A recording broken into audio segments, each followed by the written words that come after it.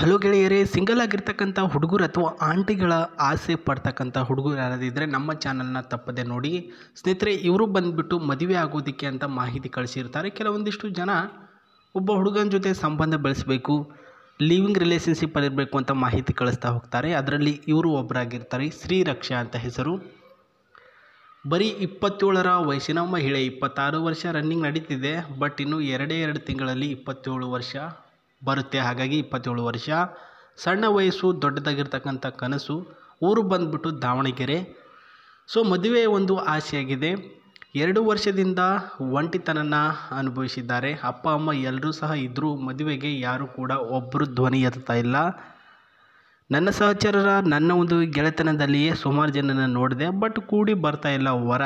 So ನೋಡೋಣ, ಒಬ್ಬ ಒಳ್ಳೆಯ ಹುಡುಗ ಇಂಟರ್ನೆಟ್ನಲ್ಲಿ ಹುಡುಕಾಟ ಮಾಡಬೇಕು ಅಂತ ಈ ಒಂದು ಶ್ರೀರಕ್ಷಾ ಅವರ ಬಯಕೆ ಆಗಿರುತ್ತೆ.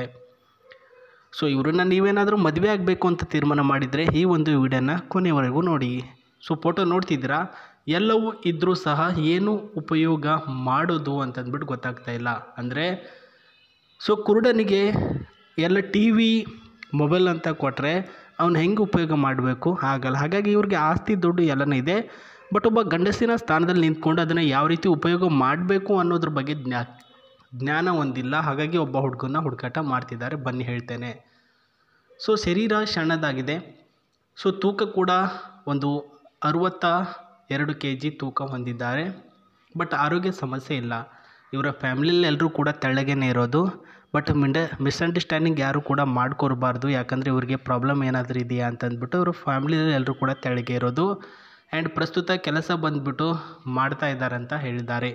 ಸೊ ಸಂಬಳ ಬಂದುಬಿಟ್ಟು ಒಂದು 15,000 ರೂಪಾಯಿವರೆಗೂ ಸಿಗ್ತಾ ಇದೆ ಅಂತ ಹೇಳಿರೋದು. ಮನೆಯಲ್ಲಿ ಗಂಡು ಅನ್ನೋರು ಯಾರೂ ಕೂಡ ಇಲ್ಲ.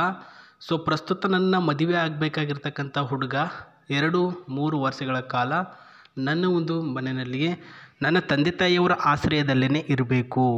ಯಾಕಂದರೆ ಸೊ ಹೆಣ್ಣು ಹೆತ್ತವರ ಕಷ್ಟ ಅವ್ರಿಗೆ ಗೊತ್ತು. ಇವಾಗ ಮಗಳಾದವಳು ಮದುವೆ ಆಗಿ ಗಂಡನ ಮನೆಗೆ ಹೋಗ್ಬಿಟ್ರೆ ತಂದೆ ತಾಯಿಯವ್ರನ್ನ ನೋಡ್ಕೊಳ್ಳೋದು ಕಷ್ಟ. 1 ವರ್ಷ ಇದ್ಬಿಟ್ಟು ತದನಂತರ ಬೇಕಿದ್ರೆ ಬೇರೆ ಮನೆ ಮಾಡ್ಕೊಳ್ಳೋಣ.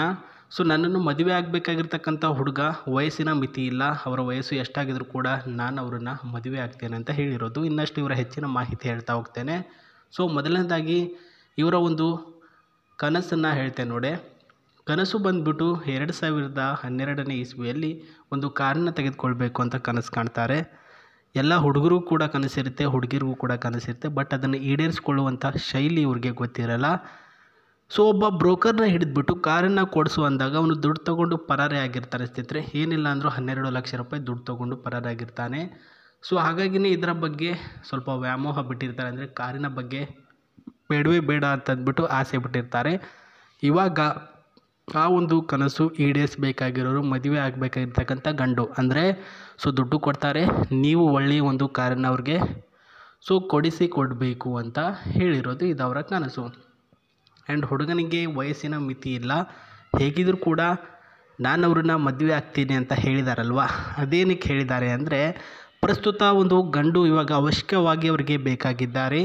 ಸೊ ವಯಸ್ಸು ಬಂದುಬಿಟ್ಟು ನಿಮ್ಮದು 40 ವರ್ಷ ಆಗಿದ್ರೂ ಕೂಡ ಪರವಾಗಿಲ್ಲ, ಒಟ್ಟಿನಲ್ಲಿ ಒಂದು ಕೆಲಸ ಅನ್ನೋದು ನೀವು ಮಾಡ್ತಿರಲೇಬೇಕು, ಅಥವಾ ಮನೆಯ ಜವಾಬ್ದಾರಿ ಏನೆಲ್ಲ ಇರುತ್ತೆ ಅದನ್ನೆಲ್ಲನೂ ಕೂಡ ನೋಡ್ಕೊಂಡು ಹೋಗ್ತಿರಲೇಬೇಕು ಅನ್ನೋದು ಇವರು ಹೇಳಿರ್ತಕ್ಕಂಥ ಮಾಹಿತಿ ಆಗಿರುತ್ತೆ.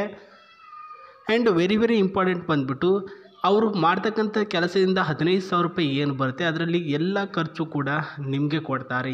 ಏನು ಬೇಕಾದರೂ ಉಪಯೋಗ ಮಾಡ್ಕೊಳ್ಳಿ, ಒಟ್ಟಿನಲ್ಲಿ ಸಾಂಸಾರಿಕ ಜೀವನಕ್ಕೆ ಮಾತ್ರ ಹಾಕಿ ಅಂತ ಹೇಳಿರೋದು. ಸೊ ನೀವು ಮಾಡಬೇಕಾಗಿರೋದು ನಿಮ್ಮ ಊರು ಎಲ್ಲಿದ್ದೀರಾ ಅಂತಂದ್ಬಿಟ್ಟು ನಿಮ್ಮ ನಂಬರು ಆ್ಯಂಡ್ ನಿಮ್ಮ ಹೆಸರುಗಳನ್ನು ಸೊ ನಮ್ಮ ಈ ಒಂದು ವಿಡಿಯೋದ ಕೆಳಗಡೆ ಕಮೆಂಟ್ ಸೆಕ್ಷನಲ್ಲಿ ತಿಳಿಸಿ. ಸೊ ನಾನು ಈ ರೀತಿ ಈ ಒಂದು ಊರಿನಲ್ಲಿದ್ದೇನೆ ಮೇಡಮ್, ಸೊ ನನಗೆ ನಿಮ್ಮ ಮಾಹಿತಿ ಎಲ್ಲನೂ ಕೂಡ ಒಪ್ಪಿಗೆ ಆಗಿದೆ, ನಾನು ನಿಮಗೆ ಒಪ್ಪಿಗೆ ಆಗಿದ್ದೇನೆ ಅಂತಂದಿದ್ದರೆ ನಿಮ್ಮ ಮಾಹಿತಿಗಳನ್ನು ನನ್ನ ಜೊತೆ ಶೇರ್ ಮಾಡಿಕೊಳ್ಳಿ ಅಥವಾ ಈ ಒಂದು ನಂಬರ್ಗೆ ಕರೆ ಮಾಡಿ ಅಂತ ಡೀಟೇಲಾಗಿ ಹೇಳಿ. ಸೊ ಖುದ್ದಾಗಿ ಅವ್ರಿಗೆ ಇಷ್ಟ ಆದಂತಹ ಒಬ್ಬ ವ್ಯಕ್ತಿಗೆ ರಿಪ್ಲೈ ಕೊಡ್ತಾರೆ.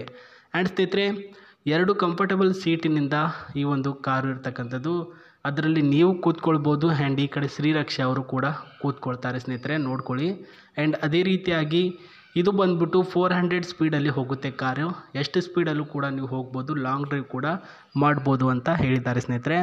And very expensive, very hygienic ಆಗಿರ್ತಕ್ಕಂತಹ ಕಾರು ಅವ್ರದ್ದಾಗಿರುತ್ತೆ. ಆ್ಯಂಡ್ ವೆರಿ ಇಂಪಾರ್ಟೆಂಟ್ ಬಂದುಬಿಟ್ಟು ಈ ಒಂದು ಮಾಡೆಲ್ ಟಾಪ್ ಮಾಡಲು ಆ್ಯಂಡ್ ಒಳ್ಳೆಯ ಒಂದು ಡಿಸೈನಬಲ್ ಏನಿದೆ ಅದು ವೆರಿ ಎಕ್ಸ್ಪೆನ್ಸಿವ್ ಕಾರ್ಗಳಲ್ಲಿ ನಂಬರ್ 1 ಸ್ಟೇಜಲ್ಲಿ ಇದೆ ಅಂತ ಹೇಳಿದ್ದಾರೆ. ಮಾಹಿತಿ ಇದಾಗಿದೆ. ಸೊ ಇದೇ ರೀತಿ ಯಾವುದಾದ್ರೂ ಪ್ರೊಫೈಲ್ ಬಂದರೆ ವೀಡಿಯೋ ಮಾಡಿಬಿಟ್ಟು ತಿಳಿಸ್ತೇನೆ. ನಮಸ್ತೆ, ಬಾಯ್.